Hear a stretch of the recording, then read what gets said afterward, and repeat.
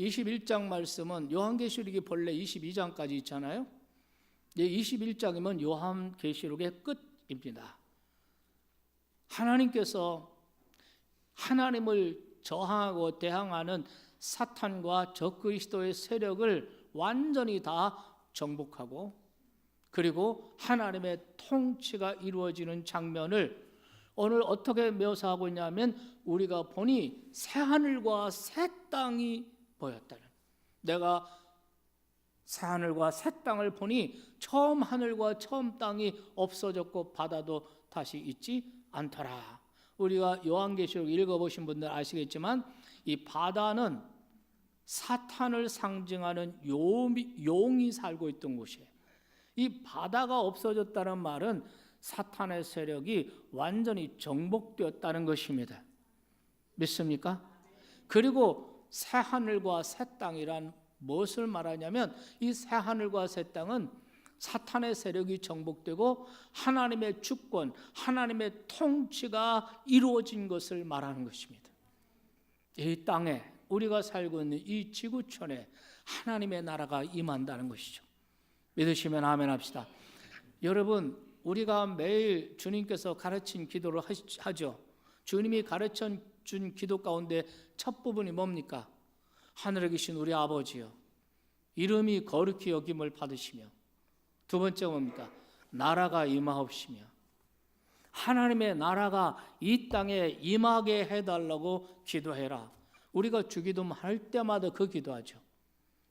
이름이 거룩히 여김을 받으시며, 하나님의 이름이 온 세상에서 모든 인류에게 거룩히 여김을 받으시며, 하나님의 나라가 이 땅에 임하게 하시고 이 땅에 이루어지게 하옵소서.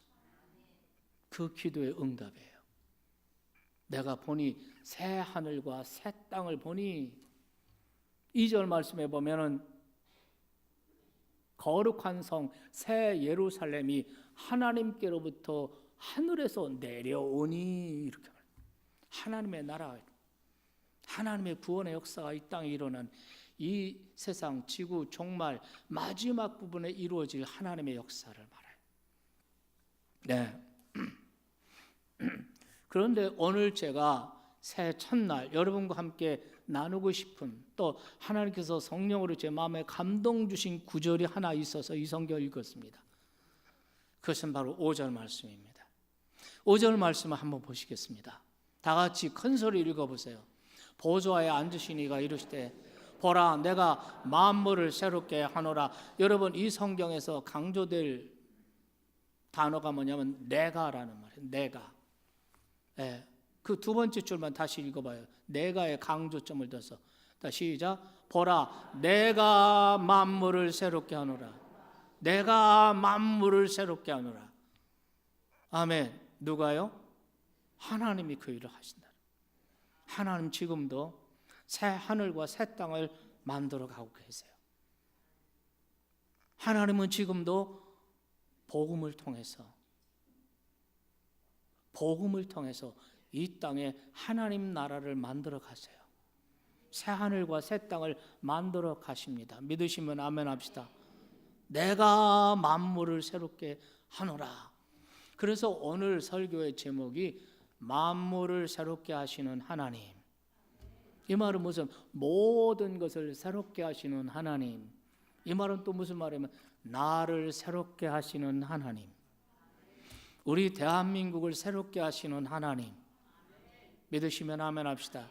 우리 가정을 새롭게 하시는 하나님, 나의 일터, 우리의 일터를 새롭게 하시는 하나님. 이 하나님의 역사가 절실하게 2019년에 필요합니다. 하나님, 내 심령을 새롭게 해주시옵소서. 내 생각, 내 가치관, 내 세계관, 내 삶의 방식 새롭게 해주시옵소서. 새로워지기 원합니다. 여러분 가운데 아마 새해 들어서 새로워지기를 원하는 사람 누구나 그럴 겁니다. 그런데 문제는 우리가 어떻게 새로워질 수 있는지 그 방법을 모르고 있다는 것입니다. 물론 우리가 결심을 하여 노력을 해요. 그러나 결심과 노력과 의지만으로 새로워질 수 없다는 겁니다. 여러분 결심을 하는데 그 결심이 오래가지 않아요. 그래서 작심삼일이라는 말도 있지 않습니까? 3일밖에 못 간다는 거예요. 결심했는데 의지로 노력했는데 잘 안 된다는 것입니다. 거기는 이유가 있어요. 새롭게 하시는 것은 하나님이 하시는 일이에요.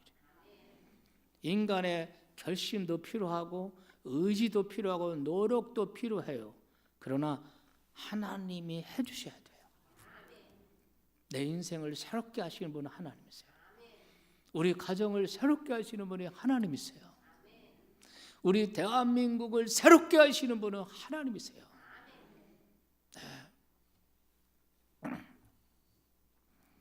그래서 여러분 오늘 5절 말씀이 바로 그거예요. 새롭게 하시는 분이 하나님이시다라고 성경 말해요. 그래서 보라 내가 만물을 새롭게 하노라. 성경에는 새로워진다 이 말을 거듭난다, 다시 태어난다 이런 말과 같은 말로 사용하고 있어요. 니고데모라는 사람이 예수님 당시에 있었습니다. 이 사람은 랍비였습니다. 성경을 연구하고 성경을 가르치는 선생을 랍비라고 그러죠. 이 랍비였습니다. 그리고 유대 의회 의원이었습니다. 당대 이스라엘 사람들에게 아주 존경받는 유명한 사람이었습니다. 이 사람이 밤중에 예수님을 찾아왔습니다. 밤중에 찾아왔다는 것은 사람들의 눈을 피해서 뭔가 중요한 문제를 가지고 왔다는 뜻입니다. 그런데 이 사람이 예수님께 와서 자기 체면 때문이었는지 모르지만 자기에게 있는 이 문제를 선뜻 내놓지 못하고 변죽만 울리는 거예요. 예수님께서는 이 니고데모가 무엇 때문에 왔는지를 아셨습니다. 그래서 단도직입적으로 이렇게 요한복음 3장 3절에 말씀을 하십니다. 진실로 진실로 내게 이르노니 사람이 거듭나지 아니하면 하나님 나라를 볼 수 없느니라. 거듭난다는 말을 쓰세요. 거듭난다, 본어게인 한다. 이 말은 위로부터 난다 이런 뜻이에요. 위로부터 난다 이런 뜻입니다. 사람이 새로워지는 것은 위로부터 나는 것입니다. 사람이 새로워지는 것은 결심만 한다고 해서 다 되지 않아요. 노력만 한다고 해서 다 되지 않아요. 물론 결심도 중요해요. 노력하는 것 중요하고 의지도 중요해요. 그러나 그것만으로는 안 돼요. 결국은 실패해요. 그러니까 가다가 포기해버려요. 우리를 새롭게 하시는 분은 하나님이십니다. 하나님이 우리를 새롭게 하십니다. 우리를 거듭나게 하십니다. 그래서 여러분, 사람이 새로워지는 것, 내가 새로워지는 것은 위로부터 하나님의 능력으로, 하나님의 은혜로, 하나님의 역사로 되어지는 거예요. 우리의 구원도 그렇고 우리가 새로워지는 것도 그렇습니다. 여러분, 오늘 사회하시는 목사님께서 여러분 읽어드린 성경 기억하십니까? 고린도후서 5장 17절 말씀입니다. 그런즉 누구든지 그리스도 안에 있으면 새로운 피조물이라 이전 것은 지나갔으니 보라 새 것이 되었도다. 이 구절에서 우리가 새로워지기 위해 우리가 알아야 할 진실이 두 가지 있습니다. 하나, 우리가 새로워지기 위해서는 누구든지 그리스도 안에 있어야 된다는 거예요. 예수 그리스도에게 속해 있어야 된다는 겁니다. 예수 그리스도와 상관없이 예수 그리스도와 달리 무슨 종교를 믿고 무슨 수양을 쌓고 도를 닦고 공부를 많이 하고 결심을 하고 안 된다는 것입니다. 누구든지 그리스도 안에 있으면 새로운 피조물이 될 수 있습니다. 두 번째로 성경이 말하는 새로워진다 하는 이 말은 철이 들어서 점점 좋아진다, 좀 나아진다 이런 뜻이 아니에요. 새로운 피조물이 된다. 이전 것은 지나갔으니 보라 새 것이 되었다. 새로운 존재, 새로운 인생이 된다. 그 성경에 말하면 새로워지는 거예요. 그리고 세 번째 18절에 보면 18절 말씀에 보면 세 번째 진실이 나와요. 그거는 뭐냐면 새로워지는 것은 하나님의 선물이라. 깨달으시면 아멘 합시다. 사람이 새로워지는 문제는 우리의 힘으로만 될 수 있는 문제가 아니라는 거예요. 우리의 결심으로만 될 수 있는 것이 아니라는 거예요. 여러분, 우리가 지난 해 송년주일을 결심주일로 했어요. 여러분이 각자 결심을 했습니다. 그러나 그 결심만으로 되지 않습니다. 하나님이 도우셔야 돼요. 위로부터 하나님의 능력이 임해야 하는 줄 믿습니다. 그럼 우리는 어떻게 해야 될까요? 네. 사람을 새롭게 하는 거 전적으로 하나님이 하시는 일이지만 우리가 해야 할 일은 뭐냐면 그 하나님께서 하시는 일에 우리가 믿음으로 응답하는 거예요. 믿음으로 반응하는 거예요. 믿습니까? 믿음으로 반응하는 거예요. 예수님께서 말씀하셨습니다. 마태복음 9장 17절 말씀에 보면은 새 포도주를 낡은 가죽 부대에 넣는 사람이 없다. 왜냐하면 그러면 이 포도주가 이제 그 발화해서 발효돼서 가스가 나면 부대가 터져버려요. 그럼 둘 다 버릴 수밖에 없다는. 그래서 사람들이 새 포도주는 새 부대에 넣어야 된다. 여기 낡은 가죽 부대 있어요. 이 낡은 가죽 부대는 예수님께서 지금 바리새인들, 그 형식 종교인들을 가리키는 것이 분명합니다. 이들은 자기 의에 빠져 있는 사람들이에요. 이 사람들은 자기 의에 빠져서 자기들이 잘한다고 생각하기 때문에 현재의 자신을 고집하는 거죠. 변화되기를 거부하는 것입니다. 왜냐하면 자기가 잘하고 있다고 생각하고 자기가 잘 믿고 있다고 생각하기 때문에 변화될 생각을 안 하는 사람. 이게 낡은 가죽 부대예요. 네. 주님은 우리에게 말씀하십니다. 새 부대가 되어야 된다. 하나님은 저와 여러분을 새 부대로 만들어 가고 계십니다. 새 부대가 왜 필요한가? 새 부대가 돼야만 새 포도주를 담을 수 있어. 새 부대가 돼야만 우리가 하나님의 하시는 일을 담을 수가 있는 줄 믿으시기 바랍니다. 네.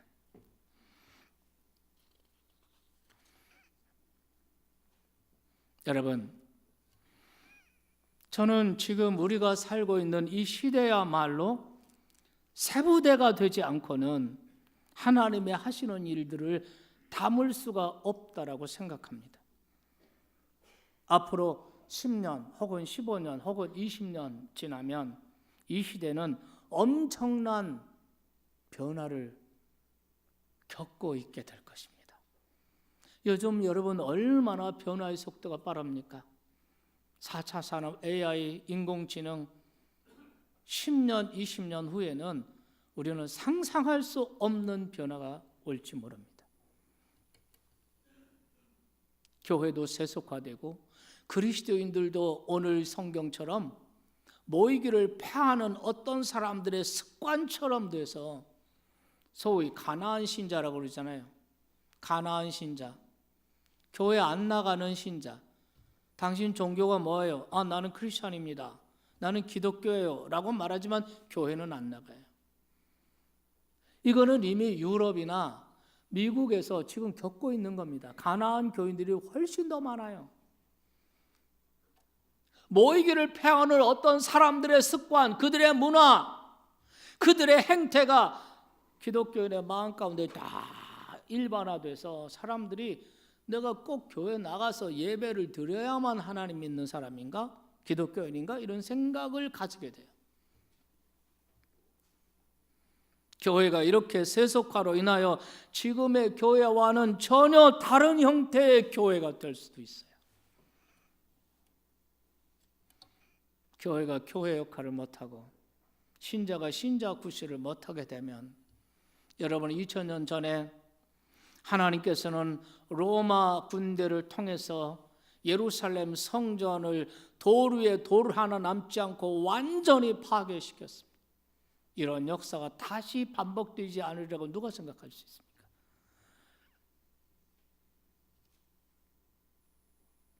아니, 그 이전 솔로몬 성전도 바벨론 사람들이 침략해서 파괴하지 않았습니까? 그때도 성전이 죄구실 못했습니다. 주전 586년에 성전이 파괴되었을 때 유대인들은 엄청난 충격을 받았습니다. 요즘 말로 말하면 멘붕에 빠졌습니다. 어떻게 하나님 모르는 이방인들이 살아계신 하나님의 성전을 짓밟고 유린하고 파괴할 수 있나? 상상도 못한 일이 벌어진 거예요.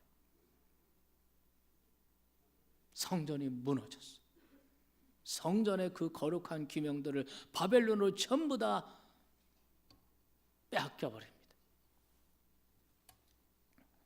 사랑하는 여러분, 이 시대는 우리가 상상하지 못할 만큼, 여러분, 우리 아이들 교과서, 우리는 6.25 남침 이렇게 배웠어요. 6.25 남침이라는 게 없어졌어요. 남침이라는 게 없어졌어요. 자유민주주의, 이 용어조차 없어졌어요. 네. 여러분, 우리가 아이들에게 성을 가르칠 때 양성, 남성, 여성 가르칩니다. 그런데 지금 교과에서는 젠더, 사회적 성 하나 더 플러스했어요. 엄청난 변화가 일어나고 있어요. 누가복음 12장 56절에 신 주님의 말씀이 떠오릅니다. 외식하는 자여, 너희가 천지의 기상은 분별할 줄 알면서 어찌 이 시대에는 분별하지 못하느냐? 여러분, 이 시대에 하나님이 무슨 일을 어떻게 계획하시고 어떻게 진행하기를 원하시는지 여러분은 깨닫고 있습니까? 교회가 어떻게 해야, 무슨 일을 해야 하며, 그리스도인은, 여러분은 이 시대에 어떤 소명과 어떤 사명이 여러분에게 주어져 있는지 느끼고 깨닫고 그걸 붙잡고 사십니까? 아니면 믿지 않는 세상 사람들처럼 뭘 먹을까, 뭘 마실까, 무엇을 입을까, 늘 의식주 문제, 돈 문제, 여기에 매달려 그냥 한 해를 또 흘려보내실 겁니까? 새해는 우리 모두가 새 부대가 되어서 하나님께서 이 시대를 향해서 계획하시는 일, 하나님께서 내 인생을 향해 계획하시는 일들을 놓치는 일이 없이 모두 담을 수 있기를 주님의 이름으로 축원합니다. 하나님이 하시는 이 새하늘과 새 땅을 만드시는 이 일에 새롭게 하시고자 하는 그 일에 내가 믿음으로 응답해야 된다. 두 번째는 하나님과의 관계를 새롭게 하는 일입니다. 7절 말씀에 보면은 기막힌 말씀이 있어요. 하나님과 우리와의 관계가 가장 바람직하고 가장 완벽한 관계를 묘사한 말씀입니다. 나는 그의 하나님이 되고 그는 나의 아들들이 되리라. 이 말은 하나님과 우리와의 관계가 가장 정상적이고 가장 완전했을 때를 묘사한 말씀들인 것입니다. 여러분은 지금 하나님과의 관계가 정상이십니까? 하나님과의 관계가 어떻습니까? 아무리 내가 결심을 하고 아무리 내가 새로운 걸 결심하고 새로워지기를 원하지만, 그리고 결심도 하고 노력도 하지만 하나님과의 관계가 정상이 안 되면 할 수가 없어요. 왜? 새롭게 하시는 분, 그분은 하나님이세요. 나를 변화시키는 분, 나를 성장시키시는 분, 그분은 하나님이세요. 하나님과의 관계가 바로 되어야 돼요. 나는 그의 하나님이 되고 그는 내 아들들이 되리라. 이 관계가 되셔야 한다는 거예요. 네. 여러분, 히브리서 11장을 전에 강의하면서 제가 정말 깜짝 놀랄 만한 말씀이 있었습니다. 그것이 히브리서 11장 16절입니다. 히브리서 11장에는 믿음으로 살았던 위대한 믿음의 우인들이 쭉 나오지 않습니까? 그러면서 16절에서 그들이 바로 그 믿음으로 살았던 그들이 이제는 더 나은 본향을 사모하니 곧 하늘에 있는 하늘나라의 그 본향을 사모한다는 거죠. 이러므로 하나님이 그들의 하나님이라 일컬음 받는 것을 부끄러워하지 아니하시고 그들을 위해서 하늘에 한 성을 준비해 놓으셨다는, 천국을 준비해 놓으셨다는 거죠. 네, 여러분, 이 말씀 보면은 하나님께서 그들의 하나님이라고 불리우는 거, 일컬음 받는 것을 부끄럽지 아니한다는 것입니다. 부끄럽게 여기지 않고 자랑스럽게 여기는 사람들이 있다는 거예요. 이 사람들이 누굽니까? 하나님 나라에 소망을 두고 사는 사람들. 우리가 이 세상에, 이 땅에 살지만, 세상 사람들과 함께 이 땅을 살지만 절대 가치를 이 땅에 두지 않고 본향을 사모하고 이 땅에 살지만 하나님 나라 시민으로 살아가는 거죠. 믿으시면 아멘 합시다. 이 땅을 살지만 하나님 나라를 소망하는 사람, 이 땅을 살아가면서 이 땅에 절대 가치를 두지 않고 자신들을 나그네라고 생각하면서 천국 시민으로 살아가는 사람들, 하나님께서는 그들의 하나님이라고 불리고 일컬음 받는 것을 자랑스럽게 여기시고 부끄러워하지 아니하신다는 거예요. 여러분은 어디에 가치를 두고 사십니까? 이 땅입니까? 본향입니까? 이 땅은 나그네입니다. 이 세상 우리가 살아가는 것은 7, 80년 나그네로 사는 거예요. 여기는 우리 본향이 아닙니다. 우리의 본향은 하나님의 나라입니다. 이 땅에 살지만 하나님 나라 시민으로 사시기 바라요. 그 땅을 바라보며 사시기 바라요. 아브라함 믿음의 조상은 하나님 축복을 엄청 많이 받았어요. 재산도 엄청 많습니다.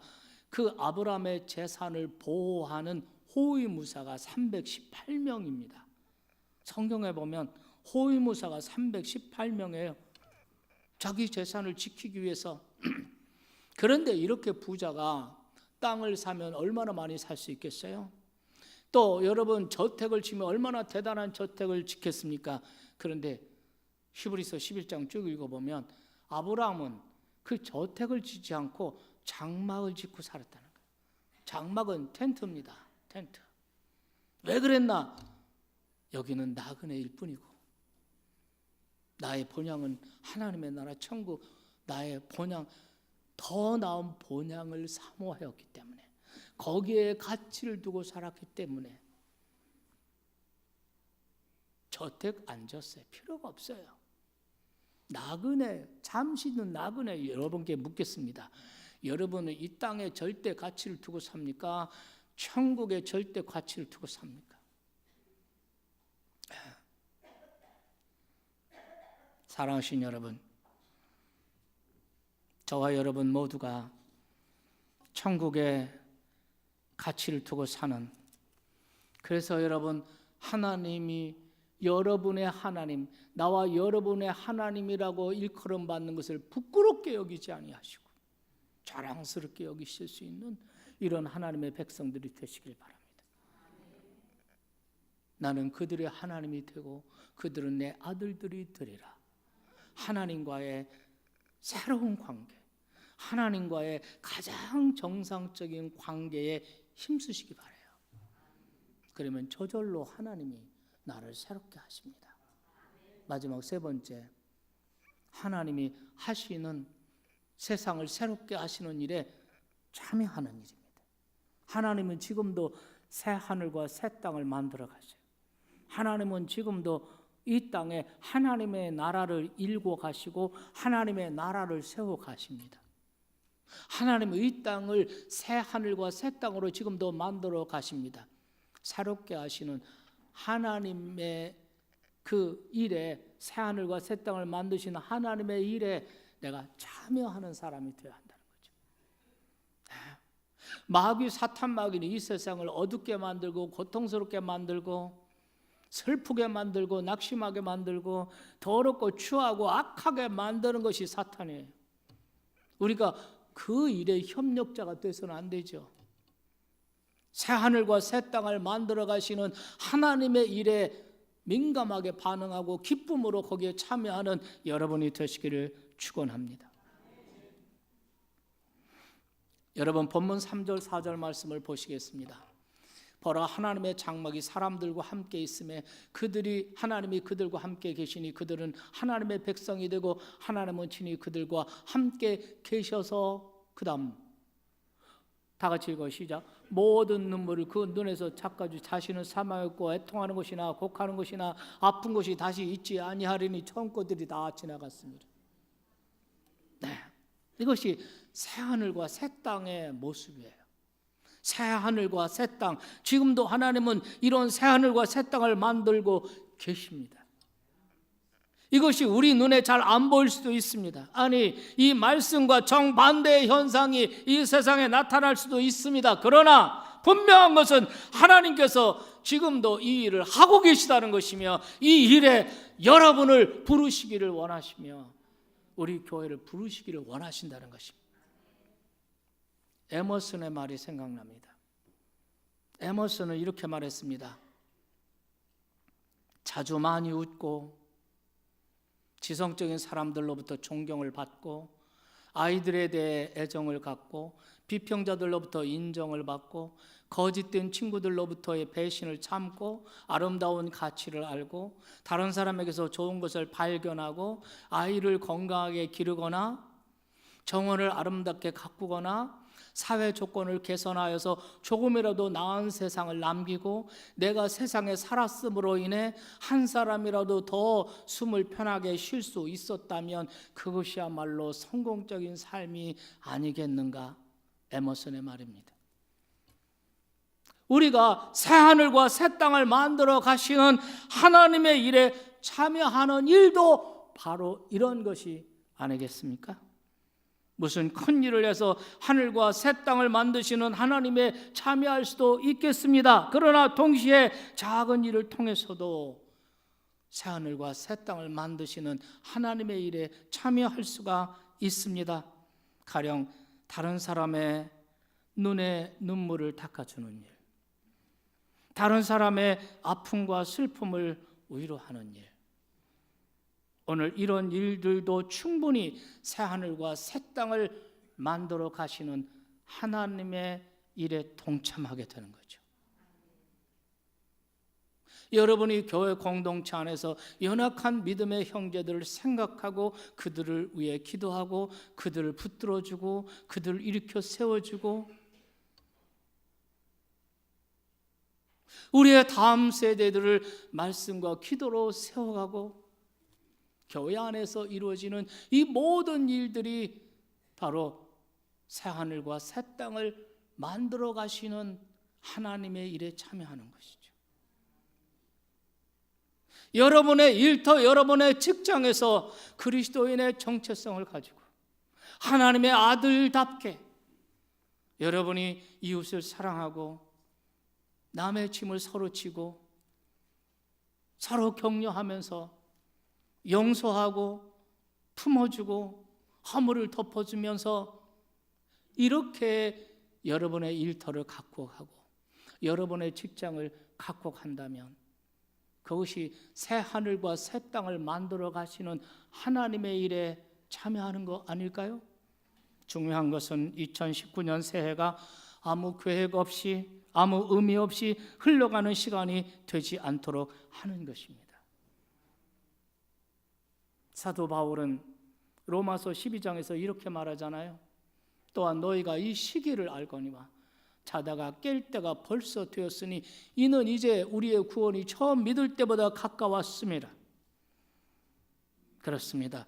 우리의 모든 생각과 계획이 새하늘과 새 땅을 만들어 가시는 하나님의 일에 민감하게 반응하고 기쁨으로 참여하고 헌신할 수 있기를 주님의 이름으로 축원합니다.